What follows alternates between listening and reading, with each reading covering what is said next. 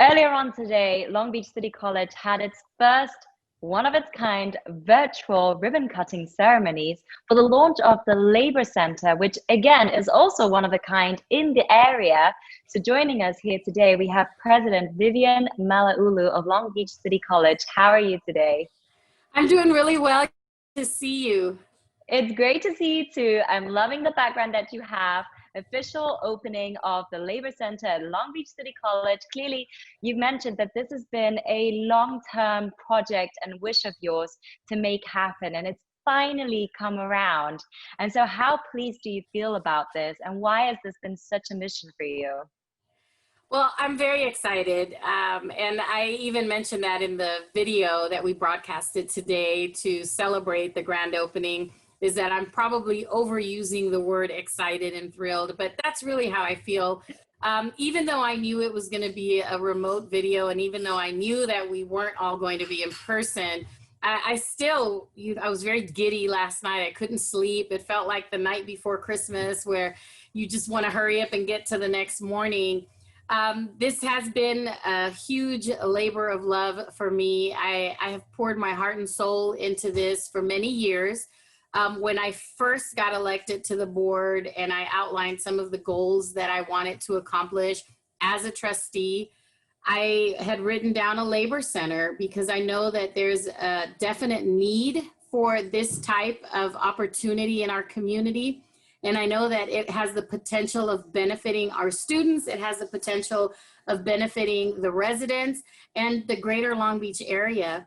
The fact that it's housed on the Pacific Coast campus in the heart of my trustee area too, just makes it even more special because that community, that part of Long Beach really needs to have some investment. There needs to be some time and attention put into that community.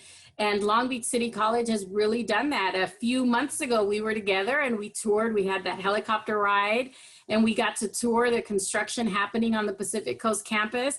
Well, this is exactly, a part of that. And the trades are back and we have so many other wonderful programs. And to be able to establish the first labor center in the region on the Pacific Coast campus just makes it that much better because residents surrounding PCC can just walk over and visit the labor center and get themselves connected to all the opportunities there.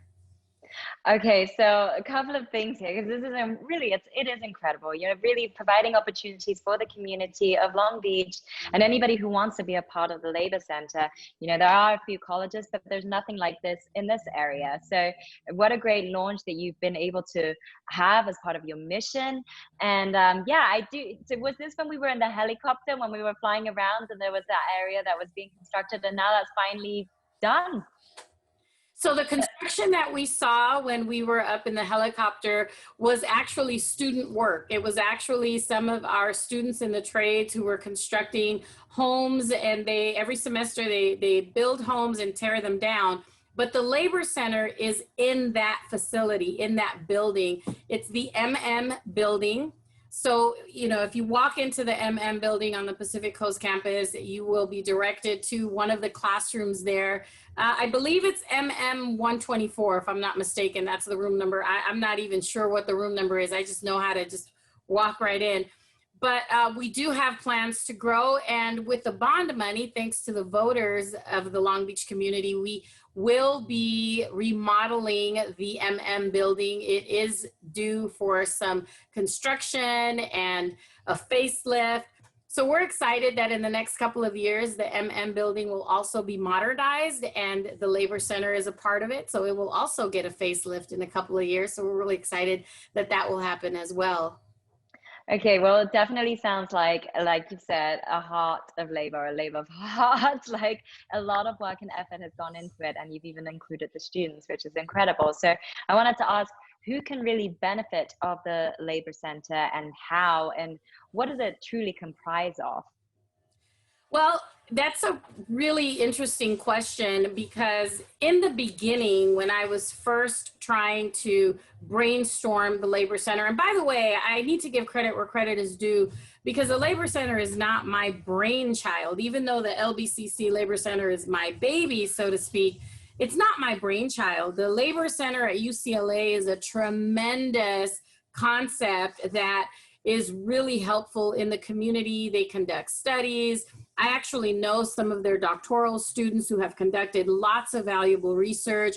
They do have a center for labor research, labor history, labor education. There's also the Dolores Huerta Labor Center on the campus of LA Trade Tech. So there are other labor centers. UC Berkeley up north in the Bay Area has a really powerful, a lot of rich history. So we're not the first labor center, and we're certainly not, reinventing the wheel here, but we are the first in this area. And our community, especially because we have the ports, the Twin Ports complex of LA and Long Beach, we have such a rich history of labor. We've got the bridges, we have all this construction work that's happening. We incorporate the building trades into our own project labor agreements here at Long Beach City College. So we have a strong labor history. And it's important that the community is made aware of it. And initially, I thought that the Labor Center would benefit our students. And I thought this would be a great opportunity for our students to learn about organized labor and collective bargaining, contract negotiations. There's so many benefits to this. And then they can get hooked up with potential employers, with labor unions. They can get into apprentice programs, journeyman programs. And then as the concept evolved, we realized that it was a win-win situation because not only is it benefiting students, but it also benefits those unions who need students, who need new employees, who need apprentice, who need journeymen. So it's a great opportunity. And in fact, in the video today, Ron Miller, who represents the LA and Orange County building trades, he mentioned that. He mentioned that, they want it to be a one-stop shop and they want to be able to come to Long Beach City College and say, all right, who's interested in the trades? So we have had programs that have supported the concept of a labor center over the years. Last summer in 2019, we hosted a conference for women in the building trades. We had more than 100 women on the Pacific Coast campus. It was held on a Saturday. We fed them breakfast, lunch, we had guest speakers, they had workshops. So those are the things that I kept thinking as I was working toward the Labor Center. Like, these are things that the Labor Center could really help promote. And our partnership at UCLA, LA Trade Tech, we can certainly grow this community's exposure. We can strengthen it into labor. So as far as who it would benefit, for sure our students, but it would also benefit unions, employers, industry partners, people who have a vested interest in making sure that the history of labor in the United States continues. So a couple of things that this actually does remind me of. It's there were a lot more apprenticeships years ago, and this kind of just like trickled off the wheel, it seems. And so this sort of makes it more accessible again for people who want to know, how can you become a part of the union, and that I feel like the Labor Center is providing exactly that. It's opportunity, experience, knowledge, and you've touched upon some of the things that students or anybody who's going to be a part of the Labor Center can learn. So give us some examples of what kind of workshops there are, and what kind of knowledge and experience can students expect to learn in this time? Because are you starting anything right now virtually? So we have a calendar that is in the works. I'm really grateful to the Workforce Development Department at LBCC, who has really made a tremendous effort to unite a lot of our labor partners and industry partners in the community. And we have a calendar that we worked out beginning in October, where we're going to try to host different events each month. And we are planning on having different unions come out to facilitate those events. So for example, with some of the partnerships that I've been able to build and just networking in the community, we do have unions who would like to have some of their membership meetings on our campus so that students can get a feel for what a union membership meeting is like, or an executive meeting. We also have plans to have book signings or film screenings or traveling art exhibits. A few years ago, I was part of, Cal State Dominguez Hills has a very strong labor studies department, and they were awarded a grant from the Port of Los Angeles to partner with a photography class. And the whole premise of their grant was they were going to photograph labor at work. So we got them on the docks, we took a boat tour, and then we took an actual tour of terminals. These students from the labor studies department were doing the writing and the documenting, while the students in the photography class were taking pictures. Well, that exhibit traveled, it made its tour, it went to different places, and people paid money to go see student work, you know, university student work at the Port of at the time it was the Port of LA. We can do that at Long Beach City College. We can have interdisciplinary studies. We can have different departments work together, partner together to provide these types of opportunities for students from one class to work with another class. And then also too, we can have lectures, we can have guest speakers, we can have a safety class, we can have different workshops and seminars that are taught by industry professionals and experts. So the possibilities really are endless. And the calendar that we have, it's a tentative calendar, but you know, it could keep going. We have more than enough to fill a 1-year slate of having one activity each month. Now, we are in a pandemic, so it is difficult, and our plans have to be scaled back, much like our interview today. We can't do too many things in person. We all have to follow the safer at home and social distancing guidelines. So our calendar is being tweaked to remote. A lot of things are going to be Zoom and WebEx, and there'll be different opportunities for people to tune into them. But for the most part, we do have big plans. And my intention has always been to start small.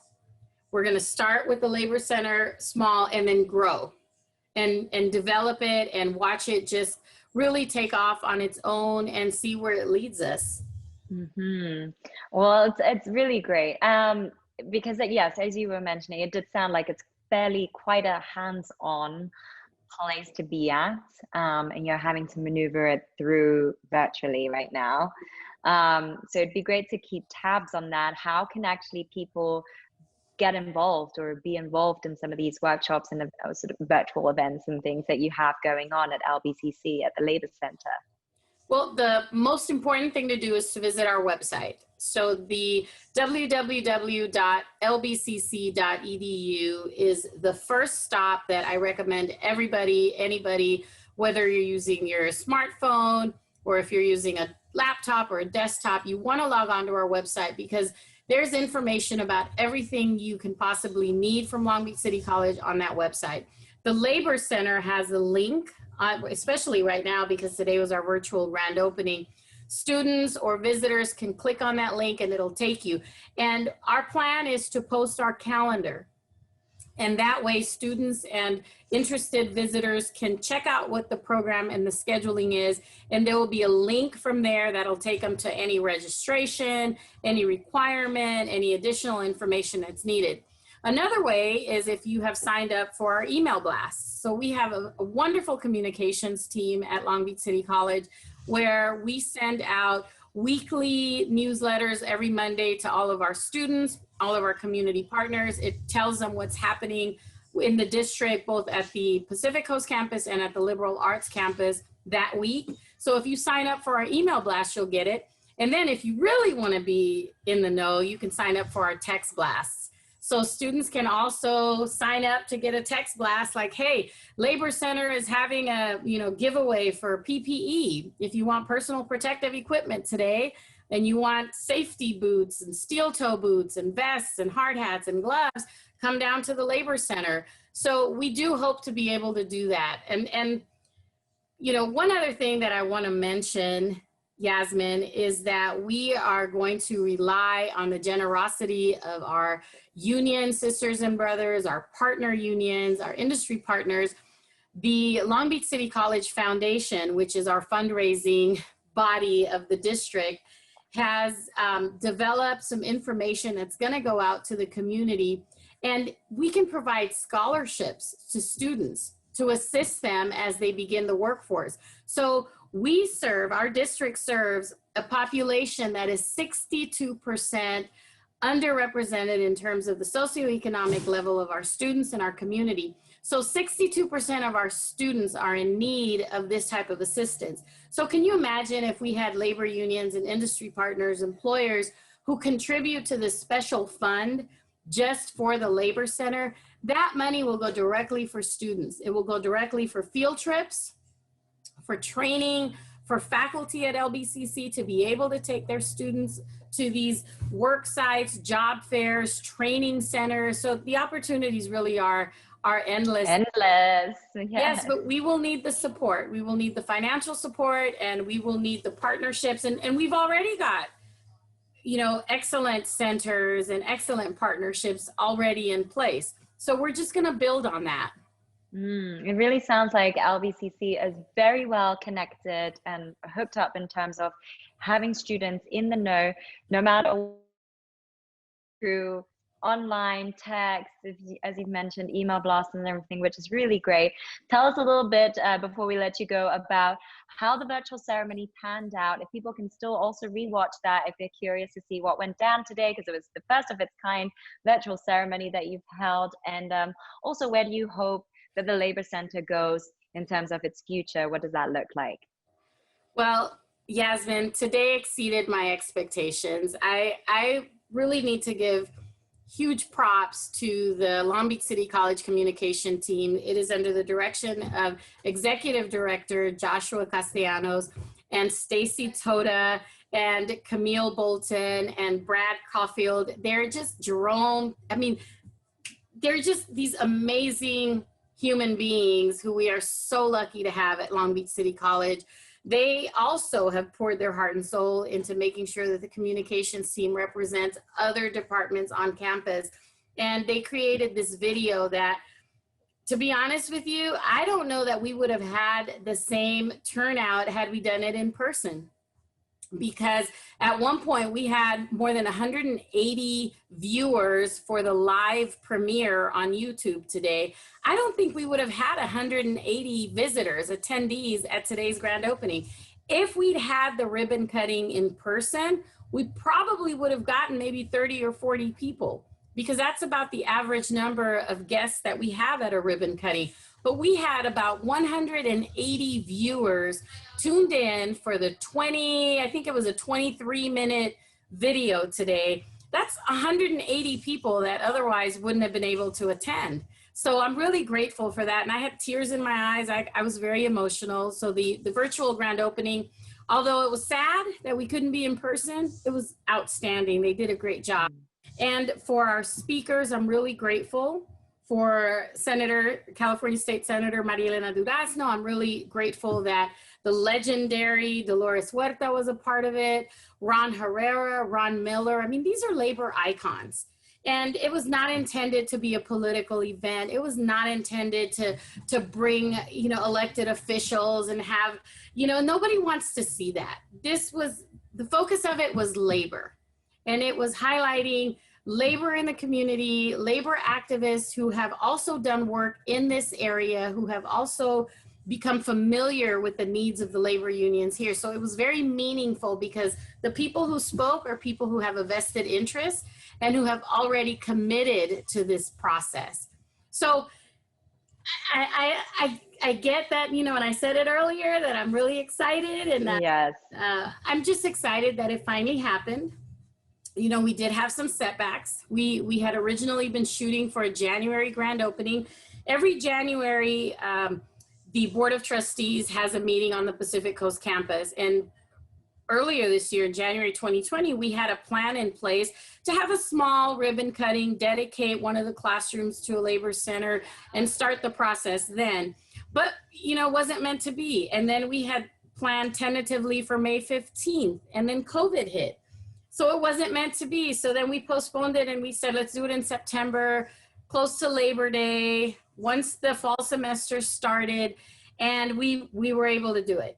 You know, and you finally just took the plunge. And of course, having catered all these months now virtually, it was just like, gotta find a way, because otherwise you would have to hold on God knows how much more longer. So great timing. People were calling. I was getting texts, you know, all spring, because I've talked to so many people over the years, and people were saying, hey, what's going on with your labor center? My union brothers and sisters from other unions were like, hey, what's up with the labor center? You said there was going to be, we want to do stuff. And can we come down and talk to students? And I'm going, time out. We have a pandemic. We're going to be in the fall. So the excitement was there. And today my phone has been blowing up, and people are saying that actually a friend of mine said that someone texted her a link to the video, which was really neat because I haven't spoken to her in a couple of years. And she said, hey, a friend of mine sent me, she's in a union. She's actually an electrician. I usually see her at a women's conference, you know, whenever we see each other. And she said that someone sent her the link to the video. She said, hey, I just saw you on YouTube.